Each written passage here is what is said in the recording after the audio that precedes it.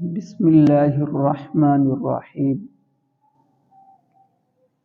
التائبون العابدون الحامدون السائحون الراكعون الساجدون الآمرون بالمعروف والناهون عن المنكر والحافظون لحدود الله وبشر المؤمنين. ترجمہ: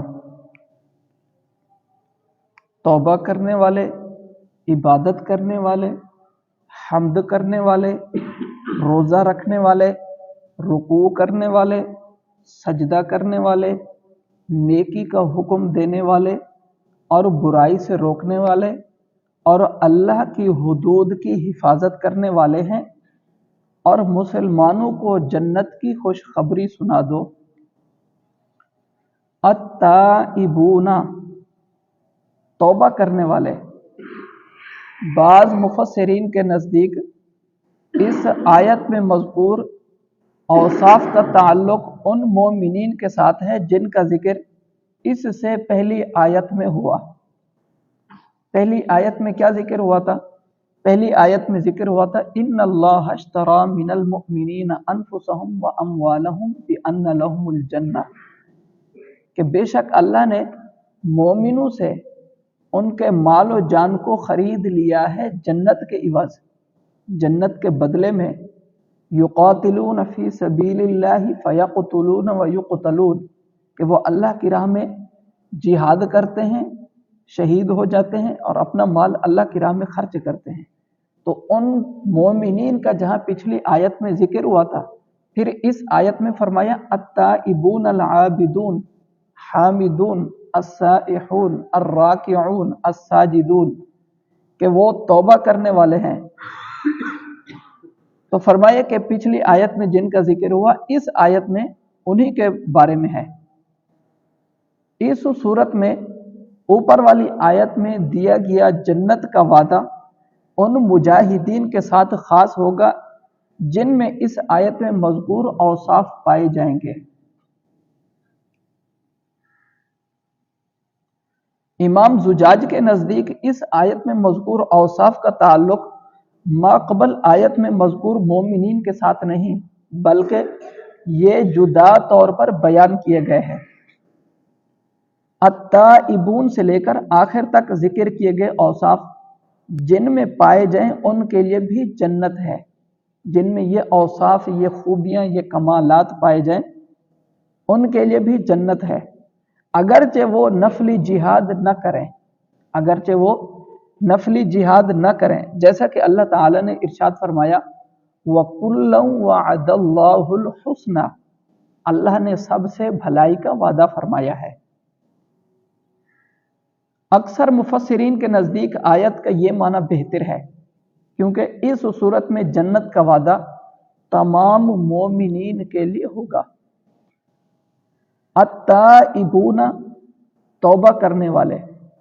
اس آیت کی ایک تفسیر یہ ہے کہ جن ایمان والوں کا اس سے پہلی آیت میں ذکر ہوا وہی کفر سے حقیقی توبہ کرنے والے، اسلام کی نعمت ملنے پر اللہ کی حمد کرنے والے، روزہ رکھنے والے، پانچوں نمازیں پابندی سے ادا کرنے والے، ایمان، معرفت اور اطاعت کا حکم دینے والے، شرک اور گناہوں سے روکنے والے، اور اللہ کی حدود یعنی اس کے امر و نہی کی حفاظت کرنے والے ہیں۔ امر و نہی معنی نیکی کا حکم دینا، برائی سے روکنا۔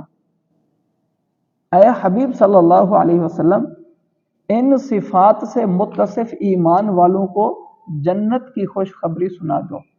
جن ایمان والوں میں یہ خوبیاں ہیں، جن میں یہ اوصاف ہیں کہ اللہ کی حمد کرتے ہیں، سجدہ کرتے ہیں، رکوع کرتے ہیں، نیکی کا حکم دیتے ہیں، گناہوں سے روکتے ہیں، اللہ کی حدود کی حفاظت کرتے ہیں، اللہ کی حدوں کی حفاظت کرتے ہیں، انہیں کیا ہے؟ جنت کی خوشخبری دو۔ دوسری تفسیر یہ ہے کہ تمام گناہوں سے توبہ کرنے والے، اللہ کے فرما بردار بندے جو اخلاص کے ساتھ اس کی عبادت کرتے ہیں اور عبادت کو اپنے اوپر لازم جانتے ہیں، جو हर हाल में अल्लाह के हम्द करते हैं, नमाजों की पाबंदी और उनको खूबी से अदा करने वाले हैं, नेकी का हुक्म देने वाले, बुराई से रोकने वाले और उसके अहकाम बजा लाने वाले, ये लोग जन्नती हैं। और ए हबीब सल्लल्लाहु अलैहि वसल्लम, मुसलमानों को खुशखबरी सुना दो कि वो अल्लाह का अहद वफा करें, अल्लाह से किया हुआ वादा वफा करें। अगर वो वफा करेंगे तो अल्लाह ताला उन्हें जन्नत में दाखिल फरमाएगा। वल हाफिज़ून लिहुदूदिल्लाह, और अल्लाह की हदों की हिफाजत करने वाले हैं। अल्लाह ताला ने बंदों को जिन अहकाम का पाबंद किया है वो बहुत ज़्यादा है। अल्लाह पाक ने जिन अहकाम का बंदों को पाबंद किया है वो बहुत ज़्यादा है। ये तमाम अहकाम दो किस्म के हैं। जितने भी दीन इस्लाम में हुक्म दिए गए, ये भी करो, ये भी करो, ये भी करो, ये भी करो, ये तमाम काम कितने हैं? दो किस्मों के हैं। इनकी दो किस्में हैं। एक है इबादत, इबादत में बहुत सारी चीज़ें हैं, नमाज है, रोज़ा है, ज़कात है, ज़िक्र व अज़कार है, तस्बीहात है, हज है, ये सारी चीज़ें क्या है? इबादत में है। एक चीज़ ये है। दूसरी चीज़ है मामलात, जैसे खरीदो फरोख्त है। कितने सारे चीज़ें खरीदने की होती हैं, बेचने की होती हैं। सिर्फ फ्रूट सब्जी नहीं होती, मकान, प्लाट, जायदाद, कितने सारे सामान होते हैं जो बेचे जाते हैं, खरीदे जाते हैं। ये इन तमाम मामलात के खरीदो फरोख्त।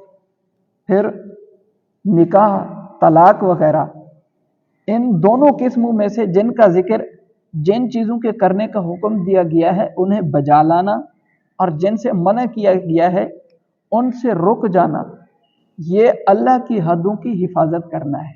ये क्या है? अल्लाह की हदों की हिफाजत है। इबादत का अल्लाह ने हुक्म दिया, वो इबादत करो। फलां चीज़ों से अल्लाह पाक ने मना किया, उनसे रुक जाओ। ये दो काम आपने ठीक तरीके से कर लिए तो ये अल्लाह की हदों की हिफाजत है। और अल्लाह पाक ने ये अल्लाह की हदों की हिफाजत करना मोमिनीन की सिफत बयान फरमाई है कि ये मोमिन लोगों की सिफत है। इसी बात को आम लफ्जों में यूं कह सकते हैं कि एक है हुकूकुल्लाह और एक है हुकूकुल इबाद। एक है अल्लाह के हुकूक और एक है बंदों के हुकूक। हुकूकुल्लाह और हुकूकुल इबाद दोनों को पूरा करने वाले मोमिनीन हैं।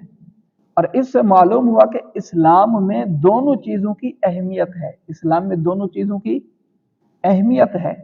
ये नहीं कि बंदा हुकूकुल्लाह में मगन हो और हुकूकुल इबाद को छोड़ दे, यानी सिर्फ इबादत में लगा हुआ है और अपने रिश्तेदारों का ख्याल नहीं, या धोखेबाजी, खरीदो फरोख्त में धोखाबाजी कर रहा है, इन चीज़ों में पड़ा हुआ है। या फिर ये भी नहीं कि बंदा फिर सिर्फ अपने रिश्तेदारों को, अपने पड़ोसियों को, अपने ताल्लुक वालों को खुश कर रहा है और अल्लाह की इबादत से गाफिल है, ना फर्ज नमाज पढ़ रहा है, ना बाकी कोई नेकी का काम कर रहा है। क्या है? वो बोलता है भाई मैं तो हुकूकुल्लाह, क्या है, हुकूकुल इबाद पूरे कर रहा हूँ। भाई इंसानियत पहले है, जैसे आज के ज़माने में कहा जाता है इंसानियत। भाई इंसानियत से बड़ी कोई चीज़ नहीं, इंसानियत से बड़ी अल्लाह की इबादत है। किसने कहा इंसानियत से बड़ी कोई चीज़ नहीं? ऐसी लोगों को अपने जहन में जो गलत वसवसे आते रहते हैं उसके बारे में कहते हैं ये तो इस्लाम है, ये तो दीन है। अपने गलत वसवसों को कहते हैं कि ये दीन है। दीन को पढ़ो तो पता चले ना कि दीन क्या है। तो खैर, इंसानों के हुकूक दीन ने हमें बताए हैं, इस्लाम ने बताए। यही चीजें तो बताई ना कि सूद नहीं खाओ, रिश्वत नहीं लो, जुआ नहीं खेलो, शराब नहीं लो, जिना नहीं करो, खरीदो फरोख्त में धोखाबाजी नहीं करो, निकाह के मामलात हों, तलाक के मामलात हों, इनमें अल्लाह से डरो। इन मामलात में क्या ये हुकूकुल इबाद नहीं है? क्या ये बंदों के हुकूक नहीं है? ये इंसानियत नहीं है?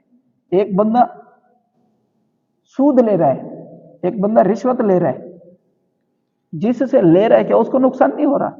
उसको नुकसान हो रहा है ना। उस बंदे की वहां इंसानियत कहां गई? अब इंसानियत क्यों किसी को याद नहीं आ रही? एक बंदे का हक मारा जा रहा है, आप उसको ब्लैकमेल कर रहे हैं, भाई ये हमें इतने पैसे दोगे तो तुम्हारा काम होगा। ब्लैकमेल है नहीं है? तो अब ये یہ کون سی انسانیت ہے؟ اور سود کا معاملہ ہے، سود میں بھی ایک بندہ مجبور ہے، اس کو کوئی سامان چاہیے اور ویسے اس کی قیمت 10 روپے ہے، آپ کہتے ہو نہیں بھائی 18 روپے کے ہم دیں گے، بندہ جو لینے والا ہے وہ مجبور ہے، اس کو ضرورت ہے، اب وہ مجبوراً 18 روپے میں لے گا اور وہ بھی ادھار پہ۔ اب یہ مثال دے رہے ہیں 10 اور 18 کی۔ اب 18 جو پہلے سے اتنا مجبور ہے، اب وہ 18 روپے کہاں سے دے گا؟ اب یہ سود جو اوپر آپ کر رہے ہیں، یہ اس بندے کے ساتھ انسانیت ہے کیا؟ یہ اس کا حق تلف کیا جا رہا ہے نا۔ تو اس لیے انسانیت تو ہمیں دین نے سکھائی ہے کہ سود کا معاملہ یہ انسانیت کے خلاف ہے، رشوت کا معاملہ یہ انسانیت کے خلاف ہے۔ انسانیت تو صحیح معنوں میں ہمیں دین سکھاتا ہے۔ تو خیر ان دو معاملات میں، حقوق اللہ میں اور حقوق العباد میں، دونوں میں اللہ کی حدوں کی حفاظت کرنا یہ مومنوں کی صفت ہے، یہ مومنوں کی خوبی ہے۔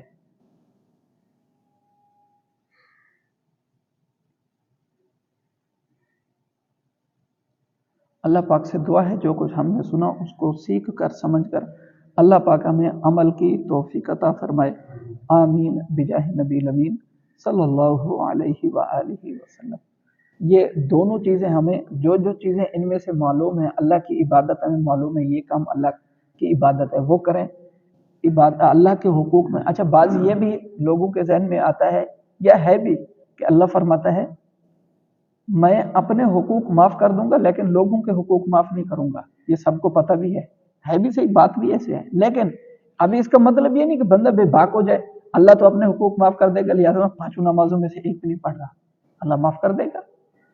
میرے پہ حج فرض ہے نہیں کر رہا، زکوٰۃ فرض ہے نہیں ادا کر رہا، کیوں؟ وہ اللہ کہا کہ معاف کر دے گا۔ ہاں میرے کسی پڑوسی کو تکلیف نہیں ہونی چاہیے، ابھی میں نے کسی کو کچھ بول دیا، اللہ پر جب تک اس سے معافی نہیں مانگیں گے وہ اللہ معاف نہیں کرے گا۔ یہاں ایک بندے کا تمہیں احساس ہو رہا ہے، زمین و آسمان کے مالک رب کا تمہیں احساس نہیں ہو رہا کہ اس کی تم عبادت سے منہ موڑ رہے ہو۔ یہ شیطانی وسوسہ ہے جو بندے کو چھوٹی چیز کو اچھا کر کے دکھاتا ہے، بڑی چیز کو چھوٹا کر کے دکھاتا ہے۔ اللہ کی عبادت بڑی چیز ہے، اللہ نے سب سے پہلے حکم نمازوں کا دیا ہے۔ قرآن کریم جہاں سے شروع ہو رہا ہے، اللہ پاک نے سورت کے شروع میں نہیں فرمایا الف لام میم میں الذین یؤمنون بالغیب ویقیمون الصلاۃ، یہ صلاۃ یہ نماز کو ہی تو کہتے ہیں۔ سب سے پہلے تو اللہ نے نماز کا ذکر کیا ہے۔ خیر حقوق اللہ میں حقوق العباد کی وجہ سے بندہ اللہ کے حقوق کو نہ چھوڑے، اللہ کے حقوق، اچھا اللہ کے حقوق کی جو یہ بات ہے کہ اللہ پاک اپنے حقوق معاف کر دے گا، بندوں کے حقوق معاف نہیں کرے گا۔ یہ اس صورت میں ہے کہ جب بندہ معافی مانگے اللہ سے، اور ایک آدھ بار غلطی ہو جاتی ہے، 1-2 دفعہ غلطی ہو جاتی ہے تو چلو بندہ اللہ سے توبہ کرتا ہے، اللہ معاف کر دے۔ اب بندہ یہ نہیں کہ شروع 1 سے لے کے 100 تک بالکل ایک بھی اللہ کا حق ادا نہیں کر رہا، پھر بولے سارے ہی مجھے معاف ہیں۔ یہ اس صورت میں کہ جیسے بندہ کوئی کسی سے معافی مانگتا ہے نا، تو اب معافی جس سے مانگی جاتی ہے اس کی مرضی، وہ چاہے معاف کر دے، تب تو وہ صورت ہے کہ اس کے لیے وہ معافی کی صورت نکل آئے۔ ایک بندہ اللہ سے معافی ہی نہیں مانگ رہا، تو یہ اللہ پاک نے جو فرمایا نا کہ میں اپنے حقوق معاف کر دوں گا، یہ اس صورت میں کہ جب بندہ اللہ سے معافی مانگے، یا اللہ میں نے تیرے حقوق پورے نہیں کیے، جن چیزوں کا تو نے یا اللہ مجھے حکم دیا تھا وہ میرے سے پورے نہیں ہوئے، البتہ میں نے اپنے طور پہ کوشش کی، پورے نہیں ہو سکے، یا اللہ میں معافی مانگتا ہوں مجھے معاف کر دے۔ اس صورت میں اللہ معاف کر دے گا۔ اب یہ نہیں کہ بندہ بالکل کر ہی نہیں رہا، بندہ اللہ کے حقوق ادا ہی نہیں کر رہا، بالکل ہے ہی دور، صرف دل میں یہ لے کے بیٹھا ہوا ہے کہ اللہ معاف کر دے گا، تو اس صورت میں معاف کیسے ہوں گے؟ آپ نے معافی مانگی ہی نہیں تو معاف کیسے ہوں گے؟ اور انسانیت کا جو ہے وہ یوں ہے کہ کسی انسان سے کوئی پیسے چرا لیے، دھوکہ کر لیا کوئی بھی، یا کسی کو کوئی تکلیف دی ناحق، تو اس صورت میں جب تک بندے سے معافی نہیں مانگی جائے گی، اللہ وہ بندے کا حق معاف نہیں کرے گا، وہ صورت یوں ہے۔ خیر اس میں ہمیں سمجھنے کی ضرورت ہے، اللہ پاک ہمیں سمجھ کر عمل کی توفیق عطا فرمائے، آمین۔ علامہ اقبال کہتے ہیں کہ اگر تم مغرب، یورپ، انگریزوں کی اینک لگا کر دین اسلام کو سمجھنے کی کوشش کرو گے تمہیں ایک لفظ بھی سمجھ نہیں آئے گا، کیونکہ مغرب تمہیں اپنے طریقے سے بتاتا ہے، یورپی، عیسائی، یہودی تمہیں اپنے طریقے سے، حالانکہ دین کو وہ بھی پڑھتے ہیں، قرآن کو پڑھتے ہیں، یہاں ہماری عام عوام سے زیادہ وہ لوگ اس پہ اسٹڈی کرتے ہیں، اس کا مطالعہ کرتے ہیں، اس کی گہرائیوں کو سمجھتے ہیں۔ البتہ کسی کو اللہ ہدایت دے دیتا ہے تو وہ ایمان بھی لے آتا ہے، قرآن کو پڑھ کے ایمان بھی لے آتا ہے، لیکن بہت ساروں میں سے ان کی یہ نیت نہیں ہوتی کہ ہم ہدایت حاصل کریں، بہت ساروں کی نیت یہ ہوتی کہ ہم اس میں نکتہ چینی کریں، اس میں ہم عیب نکالیں، عیب نکال کے مسلمانوں کو بتائیں کہ تمہارے دین میں تو یہ عیب ہے۔ ان کو عیب ملتے نہیں ہیں، اب وہ جب ان کو کوئی موقع ملتا ہے پھر کہتے ہیں دیکھو تمہارے دین میں تو یہ چیز ہے۔ مثال کے طور پہ ایک چیز ہے، کہتے ہیں کہ دین میں سختی نہیں ہے، کیا کہتے ہیں؟ دین میں سختی نہیں ہے، تو کیا مطلب ہے؟ جو بندہ نماز نہیں پڑھے اس کے لیے کوئی سختی نہیں ہے، ایک بندہ سود کھا رہا ہے اس کے لیے کوئی سختی نہیں ہے، ایک بندہ شراب پی رہا ہے اس کے لیے کوئی سختی نہیں ہے۔ سختی وہ جو چیز بیان کی گئی ہے وہ اور ہے، جو اصل میں دین میں جو چیز ذکر کی گئی ہے وہ اور ہے، جس کو یورپ نے سمجھ کر ہمارے عام مسلمانوں میں پھیلا دیا وہ چیز اور ہے۔ یورپ تو یہی کہتا ہے کہ بھائی دین میں سختی نہیں ہے، تمہاری مرضی داڑھی رکھو نہیں رکھو، دین میں سختی نہیں ہے، تمہاری مرضی نماز پڑھو نہیں پڑھو، کوئی پوچھنے والا نہیں۔ دین میں سختی نہیں ہے کہ تم سود کھاؤ، رشوت کھاؤ، حرام کھاؤ، کچھ بھی کرو، کوئی سختی نہیں ہے، تمہاری مرضی ہے۔ پھر تو یہ دین ہی نہ ہوا، پھر تو یہ دین ہی نہ ہوا۔